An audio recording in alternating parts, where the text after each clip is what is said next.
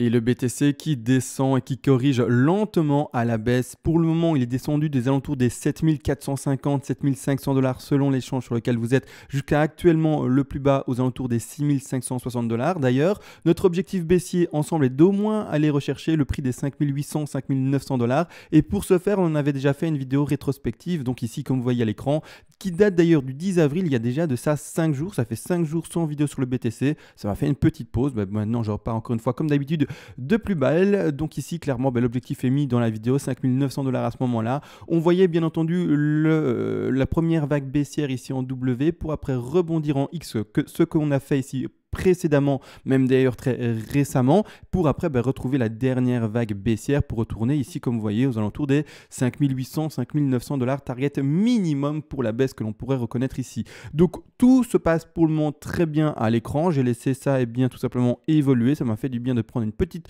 pause parce que je vous le dis, j'étais un tout petit peu, voire même très légèrement malade. Donc ici, maintenant, je reviens de plus belle. Donc maintenant, on va commencer à analyser ça, mais malgré tout, comme toujours, une petite intro. Et bonjour à tous et bienvenue ici sur la chaîne qui essaie en tout cas un maximum, si la santé le permet, d'analyser le BTC de manière quotidienne, c'est-à-dire de manière journalière. On part dans l'analyse de celui-ci, mais juste avant, encore une fois, je voulais remercier toutes les personnes qui soutiennent mon travail sur YouTube. C'est-à-dire que oui, ça me prend du temps d'enregistrer toutes ces vidéos-là de manière quotidienne, de tenir les analyses encore une fois de manière rigoureuse. Et merci à toutes ces personnes qui soutiennent la chaîne.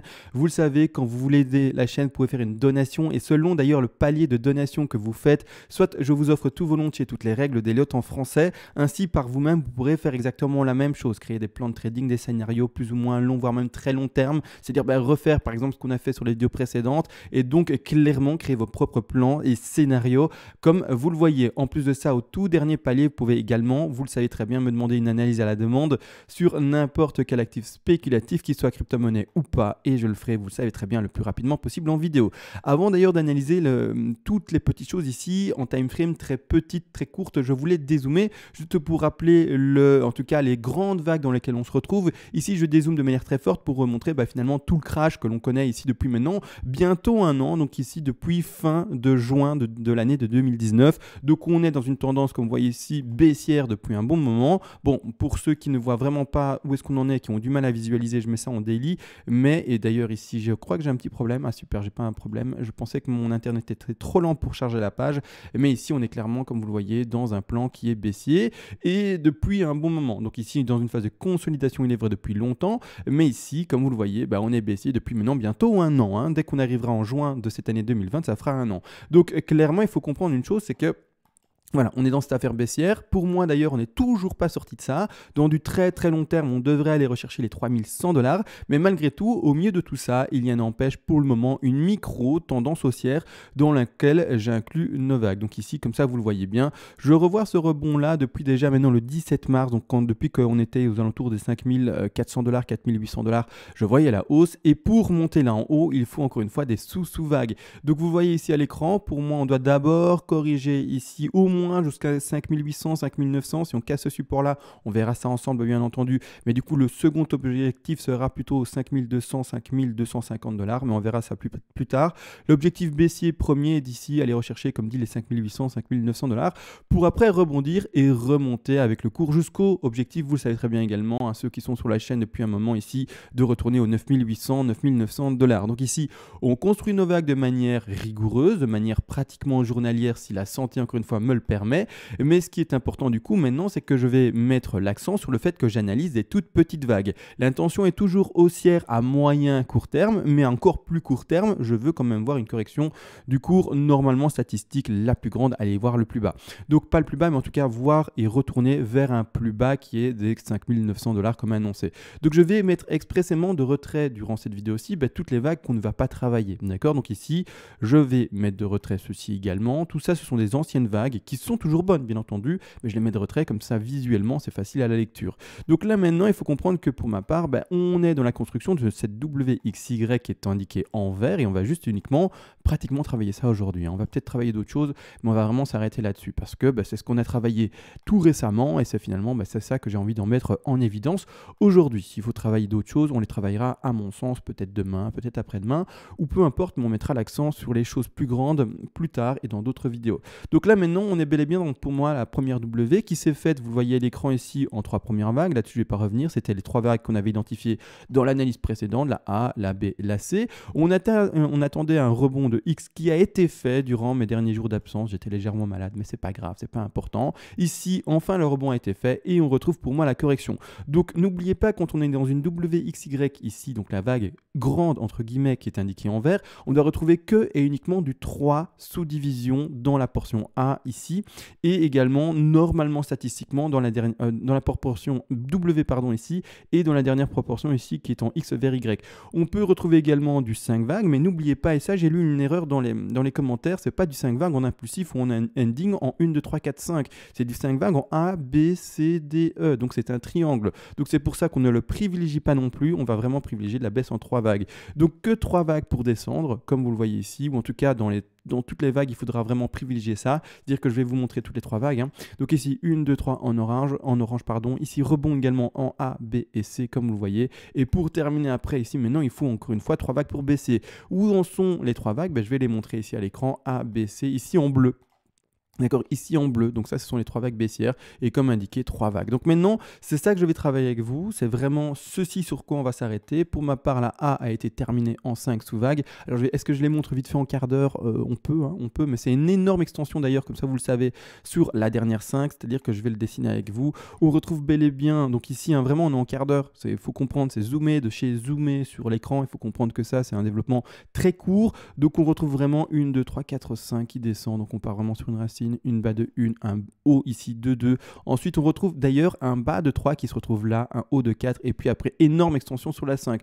Donc, quand on regarde les Fibonacci, on se retrouve bel et bien avec des objectifs qui sont atteints. D'ailleurs, vous voyez ici, hein, si j'arrive bien à placer ici, ceci comme suit, parfait, j'ai bien regardé ici. On va bel et bien chercher pour le bas de 3 l'objectif minimum des 161,8% de Fibonacci. Donc, c'est parfait. On retrouve un retracement de 4 et par contre, par derrière, une énorme extension sur la 5 qui va rechercher les 423,6% de Fibonacci. Comme vous voyez ici, donc énorme extension de 5. Pour moi, c'est bel et bien 5 vagues baissières, c'est pas 3 vagues ou quoi que ce soit, donc on ne rentre pas dans une flat. Donc le rebond qui est occupé de se faire actuellement, qui s'est fait d'ailleurs actuellement, pour moi est potentiellement terminé et on peut déjà poser bien le sommet de B. D'ailleurs, je vais montrer les sous-décomptes également, bien entendu. Pour moi, on est potentiellement enfin fini dans cette hausse-là et on peut déjà plonger vers les 5800, 5900 $. Donc clairement, on va regarder d'ailleurs le décompte que j'en fais. Le rebond que j'en fais ici, pour moi, c'est une WXY. N'oubliez pas, une A vers une B peut se faire en plusieurs figures également. Mais ce dernier rebond ici qui a été fait là, pour moi, une WXY. D'ailleurs, je suis juste curieux également de voir en fait le rebond jusqu'où il a été cherché pour ce sommet de B. Le sommet de B a été cherché légèrement au-delà des 61,8% de Fibonacci. Target non pas parfaite, il est vrai malheureusement. Malgré tout, bon, on a dépassé de quelques petites mèches. Pour dire sur l'écran ici de quelques finalement dollars, on a dépassé ceci d'une target de presque 60 $, un peu moins. Donc ici, clairement, tout se passe bien, n'empêche. Sommet de B pour moi qui peut être identifié. Et le sous-décompte, comme indiqué ici, pour moi, se fait en WXY. Alors je suis en quart d'heure. C'est une time frame un peu, à mon sens, trop précise, mais ce n'est pas grave. Pour moi, la WXY se dessine comme suit. Donc c'est-à-dire qu'on commence à la racine. Changer la couleur, non, en vert. Ouais, je vais le mettre en jaune, comme ça on voit bel et bien ceci. Ça va être en épais, d'accord? Donc on part vraiment sur une racine qui se retrouve ici.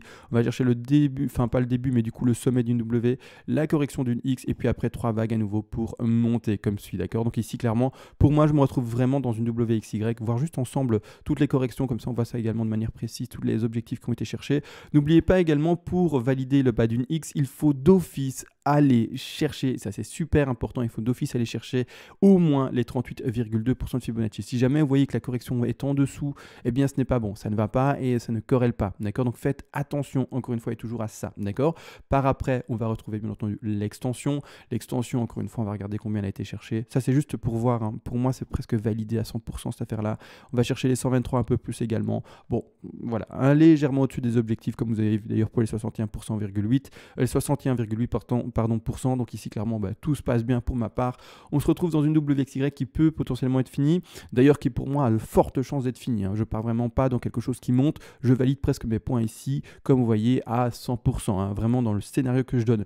Et maintenant on peut enfin continuer à descendre. Alors c'est à dire que cette baisse-ci qui va vers la C doit être faite en 5 vagues baissières, c'est à dire que je vais le dessiner également pour l'exprimer, comme ça vous savez quoi lire de votre côté par après, comme ça une fois que ma vidéo est en off vous pouvez continuer bien entendu à travailler ça de de votre côté. Donc c'est-à-dire que pour ma part, on doit descendre en 1, 2, 3, 4 et puis 5. Donc il faut vraiment retrouver, comme dit, 5 vagues baissières. Donc ce sera l'objectif ici de pouvoir descendre avec ce décompte indiqué. Donc ici, je vais juste changer également le degré. Je vais passer en sub comme ça on lisse. Oh non, pas comme ça. Ouh là là, non, pas du tout.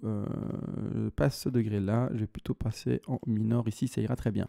Donc ici, c'est vraiment ce à quoi je m'attends, c'est 5 vagues baissières maintenant. On verra bien entendu comment ça se passe. Mais pour valider un point d'achat, n'oubliez pas, c'est-à-dire ici pour ceux qui font du trading, ceux qui veulent repasser par exemple à l'achat ici aux alentours des 5900, 5800, voire même plus bas, pour valider ce point d'achat, premièrement, il faudra tomber premièrement dans cet objectif d'achat qui a déjà été trouvé dans les deux précédentes, etc. On ne va pas forcément en reparler maintenant. Mais premièrement, voilà comment on trouve un point d'achat. Ou en tout cas le point d'achat qui est attendu, point d'achat, peut-être que je vais en parler après comment on l'a trouvé celui-là, peut-être après, mais c'était pas l'objectif de voir les plus grandes figures, mais on verra ça après, durant la construction de cette vidéo aussi. Mais le point d'achat est indiqué à 5800, 5900, n'oubliez pas, on rentre dans un point d'achat uniquement également s'il est sous vague et bien correct. Donc on a indiqué un point d'achat là, mais il faut que toutes ces vagues-ci maintenant se vérifient. Si jamais vous voyez que ça fait quelque chose d'autre, on n'achète pas, d'accord? Si vous voyez que ça fait un truc compliqué et qui n'est pas du tout prévu, on n'achète pas non plus. Encore une fois, n'oubliez pas, il faut deux choses pour passer à l'achat, un point d'achat qui a été calculé, plus toutes les sous-vagues qui sont propres, corrélées et qui répondent finalement à à quoi on a déjà eu cette analyse faite à l'avance et donc que tout corrèle. Un peu comme un puzzle, il faut que tout rentre dedans et une fois qu'on est finalement dans la zone d'achat, plus toutes les pièces qui sont bel et bien rentrées et qui corrèlent parfaitement, là également on passe à l'achat. Un peu brouillon ce que j'explique, mais c'est pas grave. J'ai eu l'impression de me perdre, mais c'est pas grave. En tout cas, j'espère que normalement vous aurez compris. Donc ici, on doit commencer à sous-décompter ça, à commencer à analyser ceci. D'accord? Donc clairement, on peut déjà identifier le bas d'une une qu'on posera. Alors si je remets mon aimant, ça sera plus simple, qu'on posera ici, un rebond de 2 qu'on posera là, et maintenant c'est parti, on commence à 3, 4 et 5. C'est-à-dire que n'oubliez pas, et d'ailleurs je suis curieux de voir également le retracement, ça nous permettra de travailler, vous savez très bien également, le sommet par après de notre 4, pardon. C'est-à-dire qu'ici on retrouve une 2 qui va chercher les 76,4% de Fibonacci. Une 2 assez forte, c'est-à-dire que par après, il faudra avoir ce petit tips en tête, c'est que quand on fait une 2 qui est plutôt forte dans son retracement, parce que les objectifs classiques d'une 2 c'est 61,8% de Fibonacci. Ici, vous voyez, on les pète, enfin, on dépasse tout et on va chercher les 76,4. C'est-à-dire que la 4, normalement, elle devrait être plutôt faible. Donc, on devrait normalement s'attendre, n'empêche, à une forte intention baissière pour la suite et donc de faibles retracements haussiers pour celui-ci. Donc, quand on met notre Fibonacci, en quart d'heure, j'aurais pas dû rester en quart d'heure, mais ce n'est pas grave, on va rester en quart d'heure ainsi. Les objectifs, normalement, minimum. Alors bon, vu que notre objectif est tout de même assez bas, notre objectif est d'aller chercher, on va pas se le cacher, les 5900, d'accord? 5900, 5800 $ pour passer à l'achat. Donc, on va quand même, normalement, privilégier une 3 avec une intention baissière assez puissante. Malgré tout, juste pour montrer les intentions minimales attendues, on va quand même les mettre ensemble, mais je vous le dis clairement, moi je pars vraiment dans une extension et dans quelque chose qui devrait aller voir beaucoup, qui devrait avoir une intensité plus puissant dans la baisse. Malgré tout, l'objectif normalement minimum pour une 3 serait d'aller rechercher ces 161,8% de Fibonacci, donc c'est-à-dire aller rechercher les 6652 $, mais je vous le dis pour ma part, on va aller plus bas, puis après un petit retracement de 4 et puis après pour finir, donc ici je mets vraiment le retracement de 4 vraiment faible pour après terminer ici, donc c'est 23,6, regardez, on va vérifier ça ensemble, mais c'est bel et bien un retracement assez faible de 23,6 que je viens d'indiquer ici, hop, ici on l'indique, 23,6, vous voyez, hop, j'y suis, donc ici 23,6, parfait, et puis après le retracement après, tout simplement pour la 5 également. Comme ça, on voit juste déjà cette première vague est minimale avec ses intentions baissières minimales, mais vraiment, c'est pas ce que je privilégie du tout. On va partir sur un 100 ici, clairement, objectif de 100, et c'est-à-dire retour à 6548 $. Malgré tout, c'est pas du tout ce que je privilégie, ça, j'espère que c'est compris, et au contraire, je vais privilégier, vous allez voir, quelque chose de plus puissant, c'est-à-dire des vagues qui devraient aller voir normalement au moins les 261,8, voire 423,6, donc quelque chose qui directement va retourner aux alentours des 6190, voire un peu légèrement ici plus haut, aux alentours des 6477 $ pour rentrer bien entendu dans le contexte global dans lequel on l'englobe.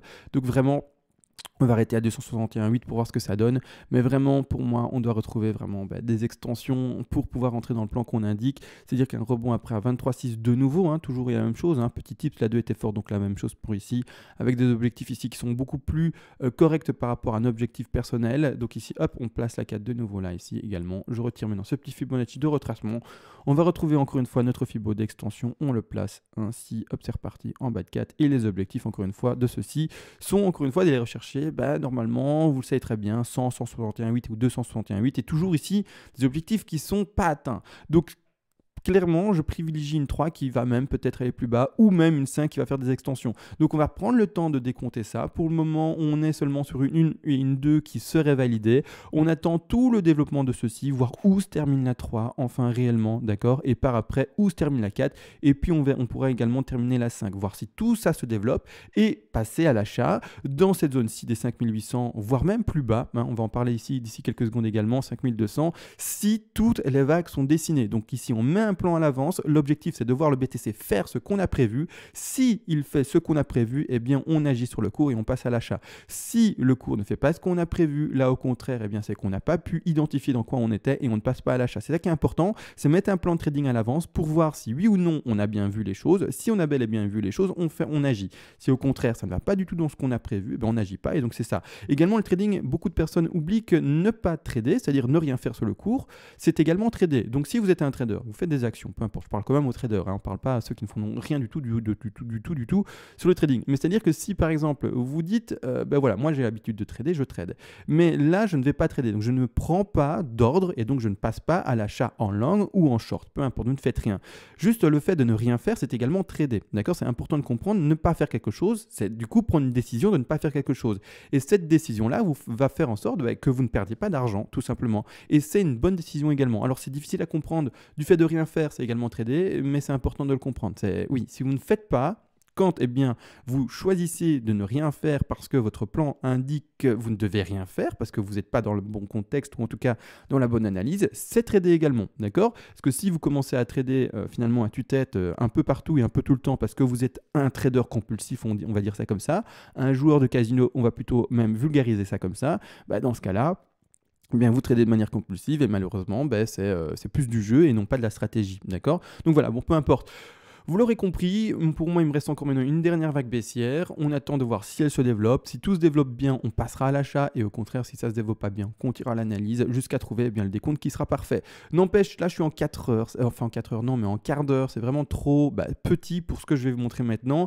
Ce que je vais vous montrer maintenant, c'est pour ceux qui n'ont pas compris comment ça se fait que j'ai mis deux petits rectangles d'achat qui sont indiqués ici en bas, d'accord, à 5800, 5900 et un plus bas ici. C'est-à-dire que je vais remettre encore une fois les vagues maintenant qui me permettent de travailler ça, vous le savez très bien, c'est celles qui sont en rose ici à l'écran. Premièrement, pour moi, pour monter ici, on se retrouve dans une dernière X vers Y en vert ici, la fine ici, bon, je ne vais pas la mettre en évidence, mais on se retrouve là-dedans. Et pour monter dans ce cas de figure-ci, pour moi, je suis dans une flat. C'est-à-dire que l'objectif d'une flat minimum, et désolé pour tous les dessins à l'écran, j'en ai conscience qu'il y en a beaucoup, je vais remontrer le graphique comme ça, vous voyez sans dessin, voilà, vous le voyez. Mais clairement, pour moi, une flat, alors pour les néophytes, désolé pour les termes qui sont incompréhensibles pour vous, mais normalement, quelques semaines d'écoute, ou alors de manière très très assidue, si vous apprenez vite, eh bien, ça sera accessible pour vous d'ici peu de temps. Donc ici, clairement, l'objectif d'une flat, c'est d'aller rechercher les 90% de Fibonacci. Donc ici, un retracement en rose qui va rechercher les 90, donc la ligne bleue ici des Fibonacci de retracement. Donc un retour, comme indiqué là où il y a le rectangle vert, qui sont bel et bien les 5856 $, très précisément sur Bitfinex.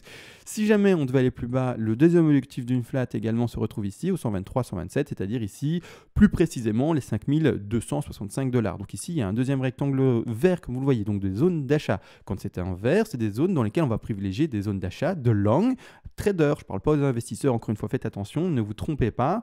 Un investisseur c'est quelqu'un qui achète pour du long terme, par palier, etc. également. Mais ici c'est pas du tout à vous que je parle. Si d'ailleurs vous ne comprenez pas le terme de stop loss, de levier, de également take profit partiel, de point d'entrée, etc., c'est que vous n'êtes absolument pas un trader et au contraire un investisseur. Là, je suis désolé, je parle beaucoup aux traders parce que c'est à eux qu'il faut parler pendant cette période-ci et pas aux investisseurs. Les investisseurs, vous le savez, on achète par palier et quand le cours il baisse, là actuellement, ça fait maintenant depuis mi-mars qu'il monte et donc c'est pas le moment d'acheter. On va racheter quand? Quand le cours va rebaisser, quand il va à nouveau reprendre une tendance baissière. Donc en tout cas quand il va faire à nouveau une correction. Donc comme ici, d'accord? Comme on l'a fait ici, on a acheté par palier en descendant jusqu'ici aux 3000 et quelques dollars. 4000 ponts, le plus bas était 3900 et quelques. Donc plus précisément, on peut préciser ceci en faisant un petit arrondi à 4000 $.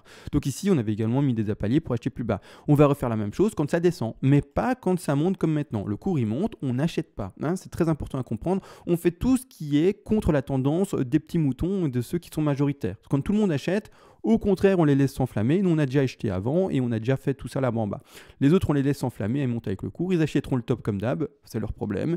Et nous, après, on va attendre la correction. Et puis par après, on va racheter les plus bas en faisant notre moyenne, finalement en achetant en moyenne, un peu comme une moyenne mobile. Donc là, maintenant, voilà comment on a mis les 2 points d'achat et comment finalement on monte. Je ne vais pas non plus expliquer pourquoi 9008, c'est encore des figures plus grandes, etc. Là-dessus, ceux qui me suivent depuis longtemps, vous le savez, tout ça a d'ailleurs un contexte. Ça prend des années, des mois. Et ici, d'ailleurs, c'est une analyse qui dure depuis 2 ans. Et c'est comme ça que je trouve ces figures-là. Donc ici, on va le montrer. 2 ans d'analyse, c'est-à-dire que oui, on a également ensemble analysé le crash précédent. D'accord? Donc ça fait 2 ans qu'on analyse ça et c'est finalement un peu comme des poupées russes. C'est tout le passé depuis déjà maintenant 2 ans qui me permet de savoir dans quoi aussi où est-ce qu'on est et dans quoi on se retrouve. Donc oui, c'est assez long. Mais voilà, c'est ça qui me permet, avec cette assiduité-là, de vraiment trouver un scénario assez précis même, comme vous le voyez. Donc ici également, ce que je voulais montrer dans cette vidéo-ci, au-delà du fait qu'on a maintenant travaillé les sous-vagues, c'est aller sur les futurs. Alors je vais faire maintenant exprès, ou en tout cas je vais essayer dans toutes mes vidéos d'office faire des petites rétrospectives sur les futurs et les moyennes mobiles. En tout cas, si j'en ai les moyens et si je ne l'oublie pas. Donc c'est-à-dire que nous, ce qu'on va faire expressément, c'est à chaque fois prendre ici, dans toutes les vidéos, si j'y arrive, c'est de prendre ici les futurs à chaque fois et regarder où est-ce qu'on en est. Comme ça, on ne loupe jamais un gap. Ça m'arrive de parfois pas regarder les futurs et de louper un gap et ne pas savoir qu'il y a un gap alors qu'il est indiqué. Mais tout simplement parce qu'il est arrivé dans la journée et je ne l'ai pas vu, quoi. Donc maintenant, dans toutes les vidéos, je vais essayer d'être un peu plus assidu là-dessus et d'observer là. Ce que vous pouvez voir à l'écran, c'est qu'il y a un gap assez récent. Bien entendu, le gap assez récent, il se situe où? C'est en fait un gap, pour d'ailleurs ceux qui ne savent pas. Un gap, c'est un creux dans le cours sur les futurs. Le gap, il est indiqué ici. Donc je vais mettre un petit rectangle maintenant, rouge, comme je l'indique sur tous mes petits gaps. Donc ici, hop, un petit rectangle, bon, il est vert, mais je vais mettre en rouge. Ici, un gap qui est à combler. Un gap, je le rappelle, il y en a plusieurs. Il y a gap de continuité, gap commun, gap de renversement, gap de retournement, peu importe, il y en a plein. D'accord? Il y en a plein, il y en a plusieurs. Et chacun a une signification par rapport à son interprétation dans l'historique. D'accord? On regarde comment se passe le cours et selon ce qui s'est passé sur le cours, on va lui donner un nom. On va dire, en fait, c'était un gap de rupture, c'était un gap de continuation, etc. Malgré tout, il ne faut pas non plus oublier, c'est qu'un gap a d'énormes chances de se faire combler assez rapidement. D'accord? Et en plus de ça, il a énormément de chances d'office se faire combler, pas forcément rapidement, mais dans son historique. Malgré tout, cette proportion de chances de se faire combler, je la donne à une estimation personnelle, juste pour exprimer le fait qu'elle se fait souvent combler, à 8 chances sur 10. Donc on a 8 chances sur 10 quand on voit un gap qu'il se fasse combler, directement ou un peu plus tard, d'accord? Mais en tout cas, qu'un jour il se fasse combler. Donc là maintenant, clairement, on va observer ce qui se passe. Malgré tout, vous l'avez vu dans mes scénarios et dans finalement tous mes décomptes, je privilégie maintenant une baisse. Donc le gap, pour le moment, il est vrai, il est indiqué. Vous le voyez, il est indiqué ici et normalement devrait se faire combler. Mais malgré tout, pour ma part, je privilégie, vous l'avez compris, une baisse. Donc c'est-à-dire que je privilégie, si je trouve une petite flèche, quelque chose qui continue à descendre. Rechercher les 5000, d'ailleurs, j'étais un peu trop bas. On ne va pas exagérer non plus. On va aller jusque là où on y croit. Voilà, là, $5 900, la zone de rachat. Et puis après, rebondir pour aller après combler ce gap-là et peut-être même aller combler d'autres gaps. Alors, n'oubliez pas, et quand je dis peut-être même, en fait, je sais la réponse et je dis ça juste pour teaser et amener là où je veux amener. Clairement, il y a un gap qui est ici aux alentours des, je vais donner la fourchette, c'est les $9100 et un peu plus bas ici. Donc c'est bel et bien un creux, un creux que j'indique ici, et un peu plus bas ici, 8200, $8300, également pour monter et combler. Pour d'ailleurs, sur le plus long terme, vous le savez très bien, monter aux 9800, $9900. Donc ici, clairement, voilà. Premièrement, pour moi, on devrait légèrement baisser. Après, remonter, combler ce premier gap. Et puis après, même combler ce deuxième gap. Une fois qu'on aura retrouvé après, alors je voulais pas mettre cette petite flèche-là, après les 9800, 9900, là, zone de short. Et puis après, comme ça, vous voyez qu'une flèche, des petites flèches simples aussi, vous voyez mon plan constant. Et puis après, boum, boum, on redescend jusqu'aux $3100. Alors, les $3100, vous allez me dire, pourquoi 3100 maintenant? Parce qu'en fait, regardez bien. Alors, je suis en 4 heures, c'est un peu gênant. On va mettre ça en daily. Qu'est-ce qui se passe là et qu'est-ce qu'on voit ici à l'écran? Et alors là, c'est en vert. Il y a un gap qui est là également. On va zoomer dessus ici également. Mais il y a un gap qui est plus précisément en 3000 et 3100. Non, j'ai dit 3100. Excusez-moi, je corrige ce que j'ai dit. $3500, d'accord? Donc ici, 3500, $3600. Il y a un gap qui est à ce prix-là. Et pour moi, eh bien, comme vous le savez, sur le plan général, il y a encore une vague baissière à connaître. Oui, c'est pas fini.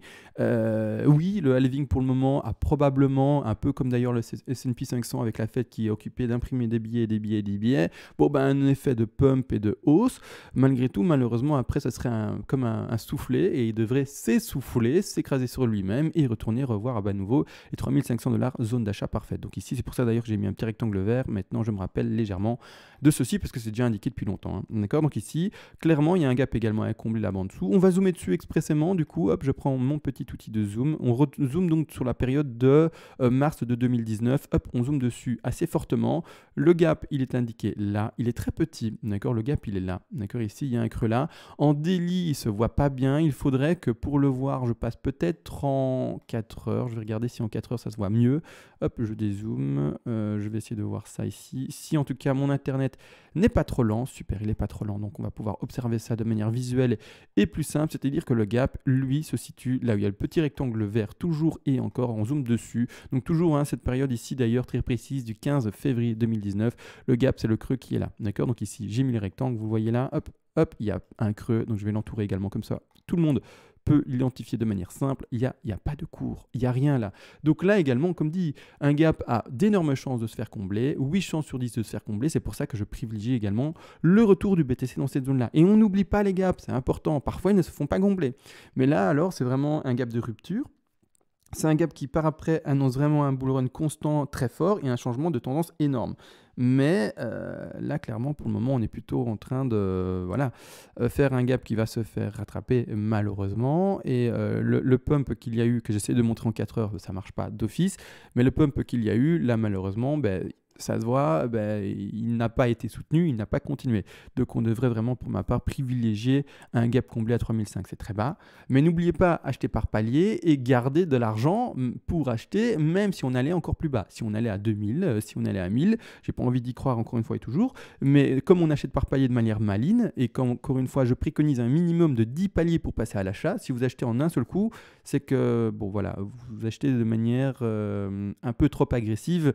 Il est meilleur d'acheter par palier, comme ça vous faites une moyenne d'achat, d'accord? Donc ici, clairement, gardez même quand on arrivera peut-être à 3500, 3600 $, un peu d'argent pour acheter par palier si on est allé plus bas, d'accord? C'est pas grave si jamais un jour même vous vous dites, du coup, imaginons que j'ai investi 7 paliers, j'ai réussi à acheter jusqu'à 3500, mais on ne descend jamais plus bas. Donc qu'on ne fasse jamais ceci. Bon, d'ailleurs j'ai indiqué le 0 là carrément, et tant mieux que par exemple on ne fasse pas ceci. Vous allez me dire, mais peut-être que du coup j'aurai pas le temps de me repositionner et le BTC, sait-on jamais, il va retrouver un V-bottom et repartir à la hausse d'un seul coup.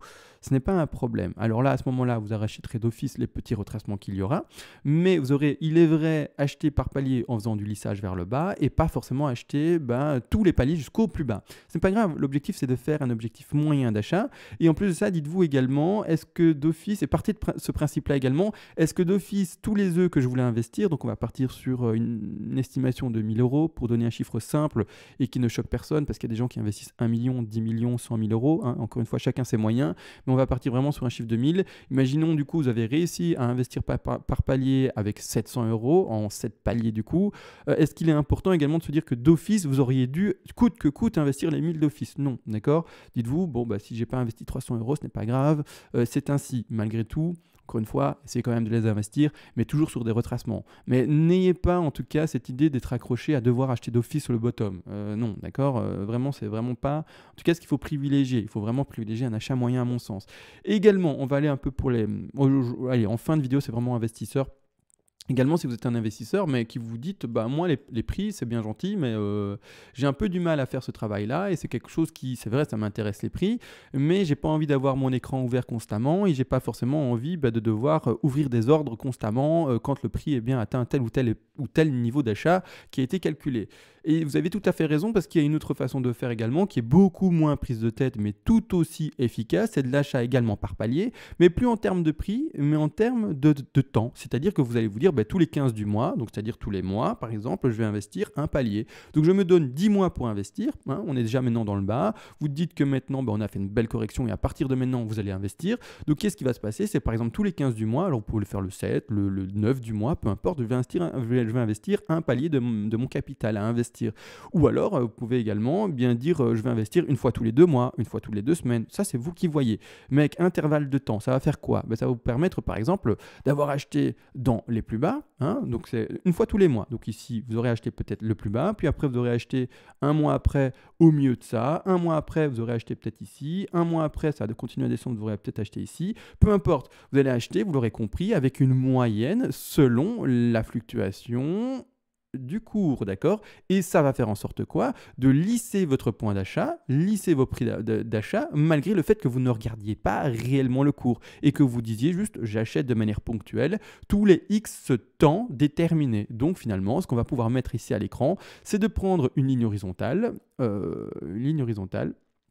voilà ici, et dire si j'ai fait mes achats moyens, je pose ma ligne ici, et là, la ligne rouge, c'est mon niveau d'achat moyen. C'est important de comprendre également que là, pour le moment, vous dites, mais du coup, ça fera un niveau d'achat moyen, ici, je l'ai tapé pile poil pour hasard, mais juste pour donner un chiffre, mais on va expliquer ça avec ça, c'est que du coup, vous allez vous dire, mais du coup, ça va faire un achat moyen à 6000. Mais c'est pas super intéressant, parce que c'est vrai, on a eu quand même des plus bas à 3000. N'oubliez pas que vous ne savez pas où sera le plus bas, d'accord? Pour le moment, vous vous dites, le plus bas est potentiellement à 3000. Mais peut-être que le BTC, ce qu'il va faire, au contraire, c'est de cracher comme ça.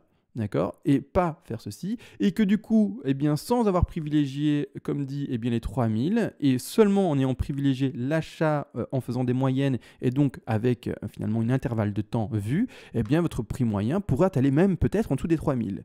Donc allez voir les 2000. Donc c'est ça qui est important de comprendre. Vous ne connaissez pas l'avenir, il est mieux d'acheter par palier encore et toujours, et selon, encore une fois, comme dit, des intervalles vus par rapport au prix, ou comme maintenant, par rapport également finalement à un intervalle de temps qui est également déterminé. À vous de voir comment faire, bien entendu. Pour moi, vraiment, je vous le dis déjà, ce qui a préconisé le plus fortement, c'est l'achat par terme de temps. C'est le plus simple pour les néophytes. Après, si vous êtes un peu plus avancé et que vous vous intéressez au prix, vous pouvez le faire par rapport au prix, mais c'est déjà un peu plus prise de tête. Il faut déjà être un peu plus présent, etc. derrière le cours. Alors que celui qui fait par intervalle de prix d'achat moyen selon le temps, il ne se prend pas la tête. Il sait qu'il y aura un ordre qui sera donné tous les 15 du mois, par exemple. Et voilà. Donc maintenant, il sera satisfait de ses futurs achats et il n'y a pas moyen de ne pas être satisfait vraiment avec ce système-là qui est juste, à mon sens, parfait pour un néophyte certainement et même pour des personnes plus avancées dans leur investissement. Là maintenant, vraiment, on a vu les gaps, je devrais voir normalement les moyennes mobiles également, juste pour en parler. Je ne vais pas le faire maintenant, j'ai l'impression d'avoir fait une vidéo de 35 minutes, et j'espère pas d'ailleurs. Mais on va se laisser, encore une fois, je reprends, ça fait déjà maintenant 2-3 jours que je n'avais pas allumé mon audio et enregistré, donc je reprends petit à petit, je dois retrouver mes habitudes également pour m'exprimer, etc. Bon, vous le savez, je le répète presque dans beaucoup trop de mes vidéos, mais je ne suis pas orateur né, je ne suis pas un présentateur radio, je suis radieux peut-être, mais pas radio du tout.